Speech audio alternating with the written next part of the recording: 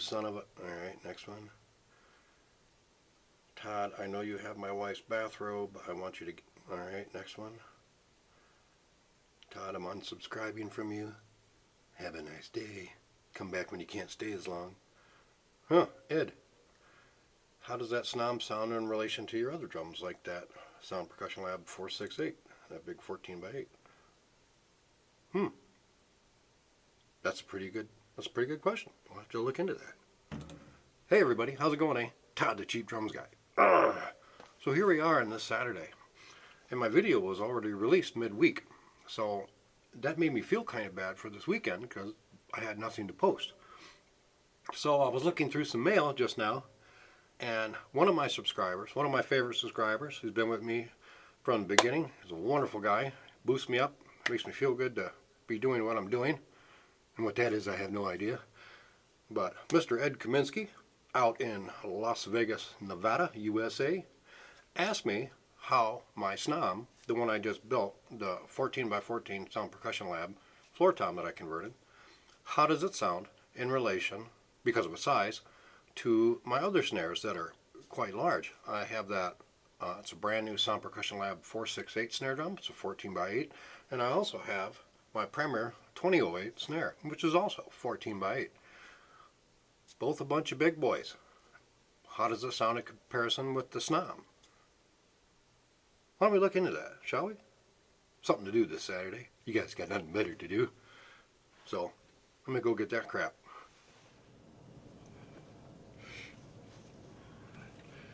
So I was really happy to find that song by the Cadillac Kings, Soleil De La Louisiane, Zydeco music, or Zydeco Cajun music, more or less. If any of you have a chance to take part in a Fat Tuesday event in the United States, and there's a Cajun band there, or one playing Zydeco music, it is absolutely wonderful. I mean, it is very motivational, and it really gets you up and want to move. It's really a magical event, I think. And I got to take part in one. It's the only one I actually was a part of, up at Pearl's New Orleans Kitchen up in Elk Rapids, Michigan. And my God, what a bunch of fun that was. Fantastic band too. I wish I remembered their names. But that's a fun song. I really like that. It really gets you motivated to play. But here we are, down here. Now Ed wanted to know what the snare bomb sounded like in comparison to my other big snares. I have two big snares. This is, okay, that's my Premier 2008. It's a 14x8.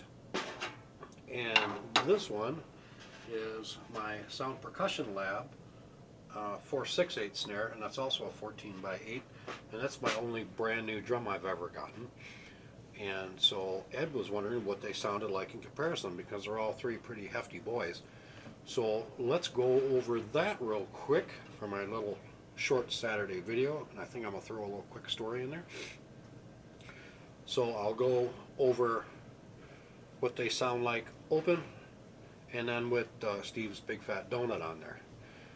Now, there's the 468 I don't use as often, but I have it cranked up in such a fashion that it sounds kind of choked, for the reason when I do play and I listen to myself play and record myself so I can, you know, what am I doing right, what am I doing wrong. The way this one comes over on the recordings when the camera's right there, I have it, I mistakenly had it set one way. It wasn't tuned very well, but it sounded really good. So I kind of went back and tuned it that same way, so it sounds kind of choked, but you'll be able to get a sense of what it sounds like. Now, the snom bomb, it doesn't come out in the video or the camera.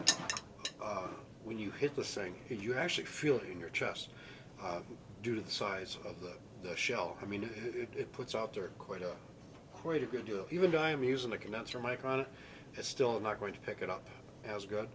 But for you, Ed, let's see what they sound like. It affects all the snares.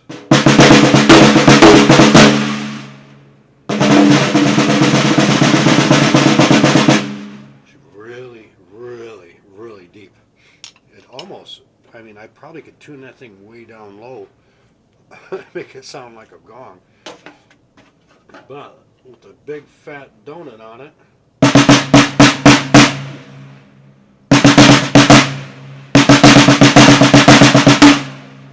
man, that thing has just got a super, super powerful, deep, thuddy sound to it. And again, it's not going to come over on the recording. You have to kind of be sitting here behind it. Okay, but that's the snom bomb. And let's see, 468 without anything on it.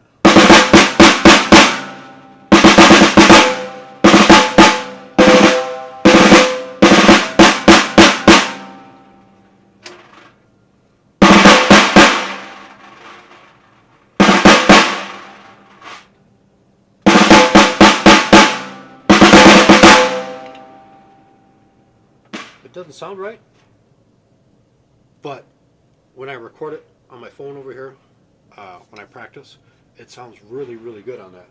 So that's why I keep it like it is. Now with big fat snare drum.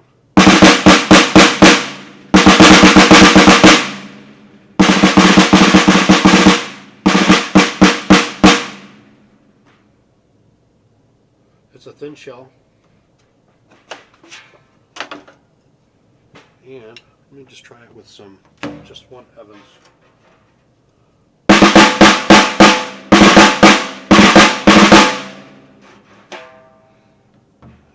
like Jolie. I like to use that one in conjunction with big fat snare drum. Now for the Premier 2008, and this, out of all of these, this is the thickest shell, and this shell alone is probably as thick as both of these combined. And I think it's because of the former owner of it putting those two, the wraps of mahogany on the inside to between the re-rings to thicken up the snare. But let's try it without the big fat snare drum first. This one is really deep and loud. This one almost has that same in your chest feeling that the snom has.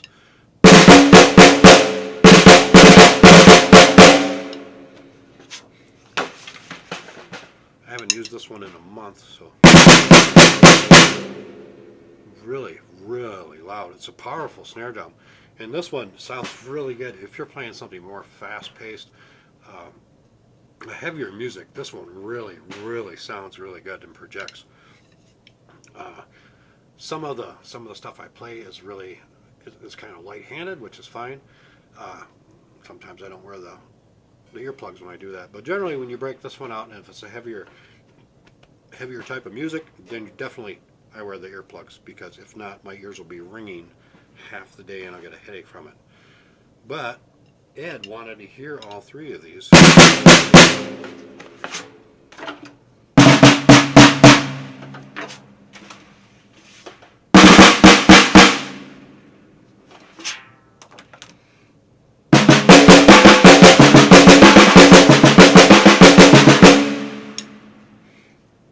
But it's different. I need to go back because I have another video coming out. My next video is going to be on making your own EMAD, which kind of I thought of because I don't like to really detune these down to their flat, the floor toms. I'd rather use the gels on it. So I don't like when they're that flat and there's a wrinkle in the shell. You're actually doing more damage to your heads. The looser they are, the quicker they are to sustain damage. The tighter they are, of course, they're more resistant, and they're designed to be a little tighter anyways. But I don't like to detune it down to that it's flat. I'd rather use muffling on it, because then if you want to bring up the tone on it, you just take the muffling off instead of having to go and retune the dang the floor tom. But I'm like, there's got to be a way to keep it in tune, and if you want making an EMAD for it, it is actually, it puts a little bit more work into it, but I want to really try it out, because I do want to get an EMAD for the floor tom on my APK kit, because that one really has a tendency to sing out too much, and I want to really dumb it down a little bit. So I came up with the the EMAT idea. It's pretty simple. So that's actually going to be next week's video, and I'm probably going to work on that one later on today or tomorrow. And I'm going to do another video here, the one after that, which I'll probably work on tomorrow, is I did one on my Premier snares and what just a basic look of them, but you really don't hear the sound of them once I got them tuned up to where I like them, not necessarily to the way you like them, because sound is subjective. If I like it, that's all that matters. So, but no one's really heard all my snares, so I'll do a video on that. That's what, not next week, but 2 weeks from now, that's what that'll be. But there you go, Ed. There's all 3 of my super heavies: the 2008, the Snom Bomb, and the SPL 468, which is tuned up a little higher.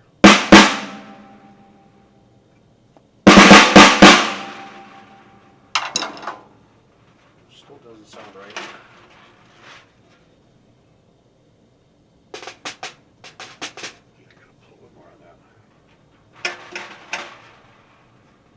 Purposely choked. Well, since this one's going to be a little shorter, and it was kind of a viewer request, which I don't mind. I mean, if any of you want to hear anything, or want to see anything, or want me to experiment and try to build something, don't hesitate to ask. You know, I've got a lot of free time on my hands, usually on the weekends, and I like doing little projects. I like experimenting. So if any of you have a suggestion, you know, ones other than to close down my YouTube channel and just, you know, disappear from the world. You know, I get that now and again. But if any of you want me to try something, don't hesitate to ask. I'll happily do it on a short little video. I mean, I'm pretty responsive. I mean, generally, if you send me a message, I'll try to respond back to you as quick as possible, because it's a respect thing for me. You took the time out to message me, so it'd be disrespectful not to respond. So if any of you have anything you want me to try out, please do not hesitate to say anything. But my story is going to be a real quick one. It takes place in 1991 after a Desert Storm has ended, and after my division, 3rd Armored Division, went up into Iraq, came back down to the southeast into Kuwait to put the end to Republican Guard and the remainder of Saddam's army. We found ourselves in northwestern Kuwait near Basra, Iraq. And while in Basra, the army found a very large Iraqi missile site. This is an underground bunker complex. It was absolutely massive. You could probably put 10 or 15 city buses in just for the big rooms that I saw. I mean, they were just massive. But in this bunker complex, we pulled out 65 Russian-made Styx and Silkworm anti-ship missiles. And these are huge, 15, 20-foot long missiles, each one with a 1,000-pound warhead. That's quite sizable. It'll really mess up a ship.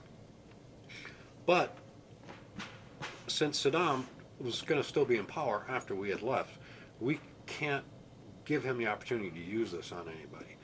So the army opted to pull all the missiles out, take them off in the desert, and blow them up.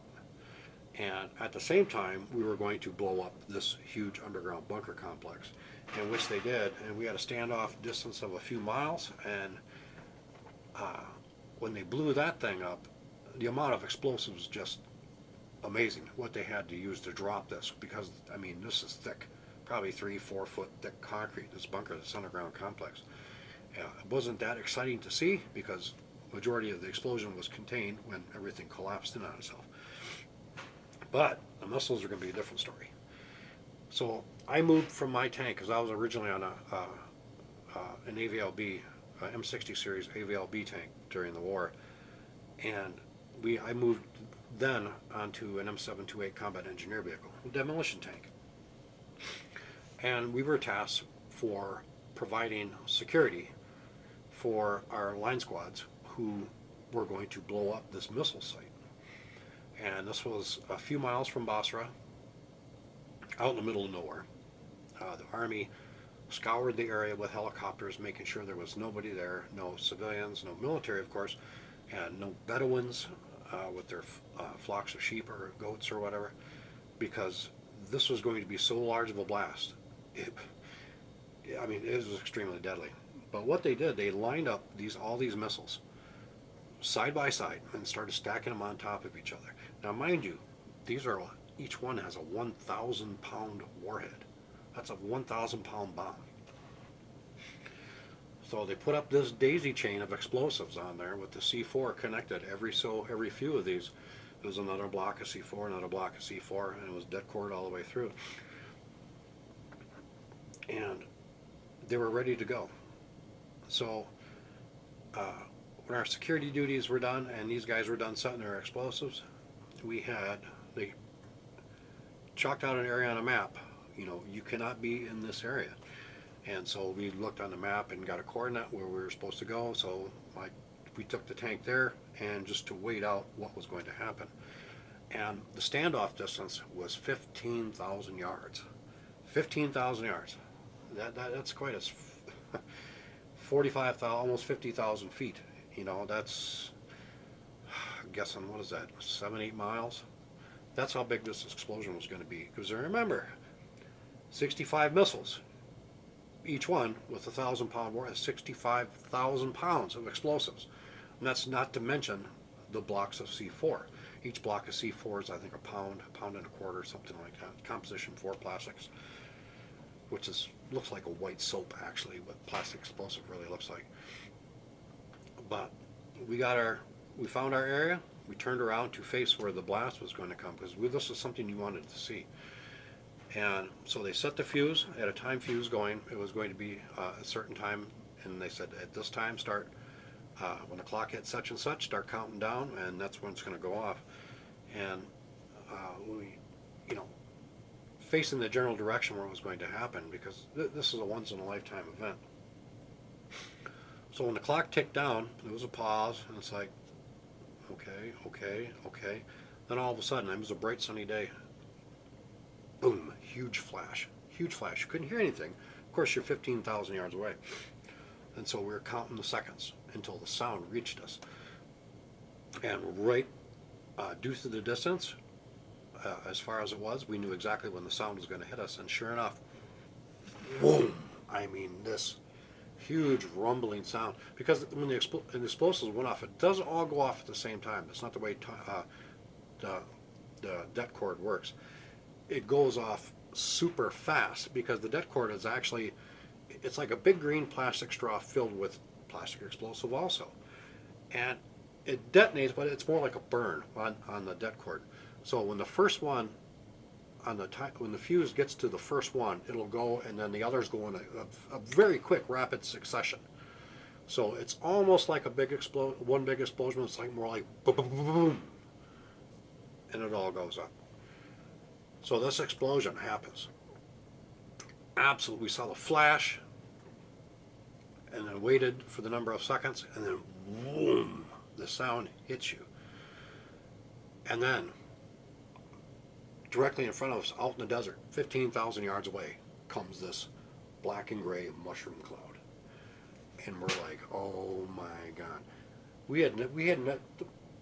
None of us had ever seen a nuclear weapon detonate.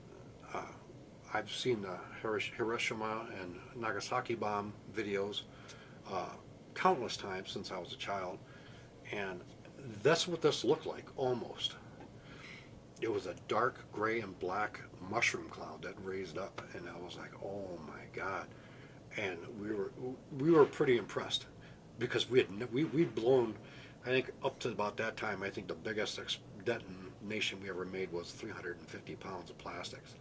And then that was quite considerably large, but this was just something else. And it just kept going and going, and it was just amazing. 65,000 pounds of explosives. And that mushroom cloud lingered. I don't know how, it seemed like forever. It was just there. And it was funny. Generally, if you were in, within 10 miles, you knew what was going on. But if you were out farther than that, you really didn't know what was going on, because, the Army doesn't project what it's going to do to everybody out there, not unless you're in a danger area. And the British 7th Armored Brigade, the historic Desert Rats, those guys are fabulous. I loved them, and their Challenger tanks. They were in that area as well. Not as close though, but they weren't aware of what was going on. But they heard it and they saw it. And as soon as it happened, the airwaves are just abuzz with the British saying, we're trying to report in a nuclear weapon going off. And it's like the Americans just nuked the Iraqis. The Americans just nuked the Iraqis. And of course it didn't happen, you know, but everybody in the whole area was freaking out. I mean, oh, it was funny.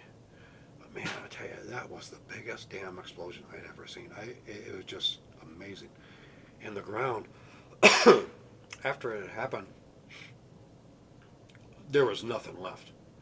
I mean, it was flat, glass. Oh my God, there was no bushes, no vegetation, no grass, anything. And it was just perfectly flat, except for this huge hole where these with the missiles detonated. And there were pieces of aluminum everywhere. Oh my God, it was just amazing. But it was funny that the British, God bless them, thought we had actually dropped a nuclear weapon. My God.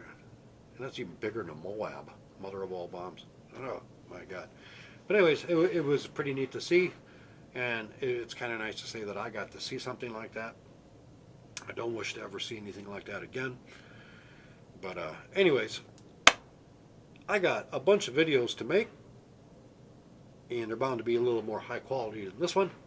But anyways, I'm Todd, the Cheap Drums Guy. You guys have a great week, and I will see you soon. And I gotta clean up all this crap. Peace.